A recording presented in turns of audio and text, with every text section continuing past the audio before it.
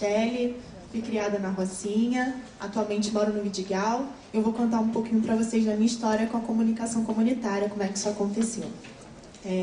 Eu não sabia muito o que era isso, até hoje eu não sei muito bem, porque isso muda todos os dias, mas eu comecei por acaso numa rádio comunitária da Rocinha, tinha vários amigos em comum, o point era a rádio, todo mundo queria falar no microfone para a favela toda escutar, e eu entrei nessa onda e fui fazer isso também.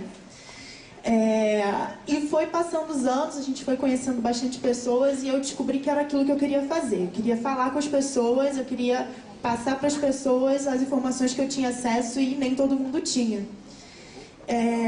Eu acho que a comunicação ela começou na minha vida porque as pessoas vinham até me perguntar onde faz matrícula para um curso, onde você fez esse curso, por que eu não fiz? E aí comecei a passar isso para as pessoas. E com acesso à internet eu comecei a ver, não só na televisão, mas também na internet, a quantidade de coisas negativas que as pessoas falavam sobre a minha comunidade. E eu morando lá vi que não era aquilo. Tinha muitas coisas legais que as pessoas nunca tinham falado. Inclusive da minha família, que eu tinha pai, que eu tinha mãe, que não era uma pessoa largada na vida. E eu acho que as pessoas tinham que ter acesso a isso, saber que na favela tem gente. Com a pacificação da Rocinha, eu tomei coragem para colocar a cara na internet e falar o que eu realmente queria falar da comunidade. Que lá tem muita coisa legal e assim surgiu o Viva Rocinha, um portal que foi fundado em 2011 e hoje a gente tem acesso a falar para as pessoas o que está acontecendo lá.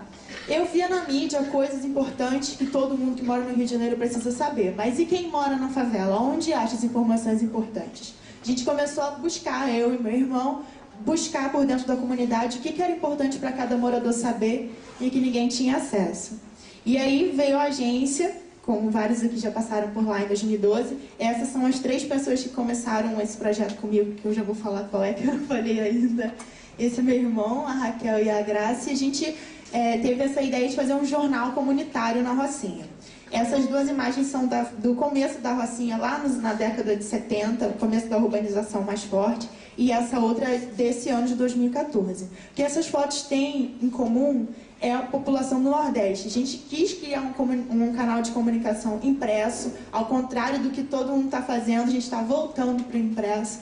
E a gente tinha que ter um diferencial. O que o seu jornal comunitário tem de diferente dos outros? Nós somos focados na cultura nordestina na Rocinha. A gente descobriu que toda a comunidade tem uma ligação com o Nordeste. Todo mundo tem um pai, um amigo, um irmão, um primo que veio de lá. Então a gente resolveu criar o jornal impresso Fala Roça. Ele tem uma tiragem de 5.000 exemplares, bimestral, e a gente entrega ele de porta em porta. E é assim que a gente descobre as histórias, conversando com os moradores e vendo o que eles têm de bom para contar pra gente.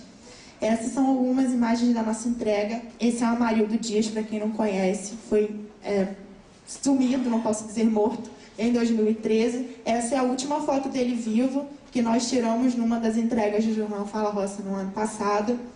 E essa é a história da Gorete e da Reiki. A Gorete é uma moradora da Rocinha e conheceu a Reiki em 2012 num hotel em Copacabana, onde ela trabalhava. A Reiki conheceu a gente pela internet, pediu ajuda para encontrar a Gorete, que não morava mais na Rocinha, mas com a circulação do jornal, um parente da Gorete recebeu e mandou para ela em Pernambuco, e ela conseguiu reencontrar. Hoje em dia elas retomaram o contato e são amigas de novo.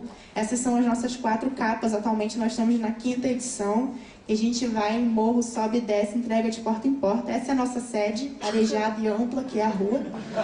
É ali que a gente trabalha, vai catando as histórias, conversando com as pessoas, porque a gente não tem como ser jornalista dentro de casa, a gente tem que ir para a rua, tirar foto, escrever, conhecer gente. Esse é o nosso mais difícil e inacessível leitor, o Terreirão da Rua 1, ponto mais alto da Rocinha, onde a gente precisa ir de colete à prova de balas, mas a gente vai, a gente não tem medo. E é isso é um pouco do que eu faço. Eu não consigo falar isso em 5 minutos, porque é muita coisa, mas quem tiver um pouco de curiosidade, eu vou passar no final nossos contatos, nosso site, nosso Facebook, quem quiser conhecer um pouquinho mais do jornal mais arretado do Rio de Janeiro. Obrigada.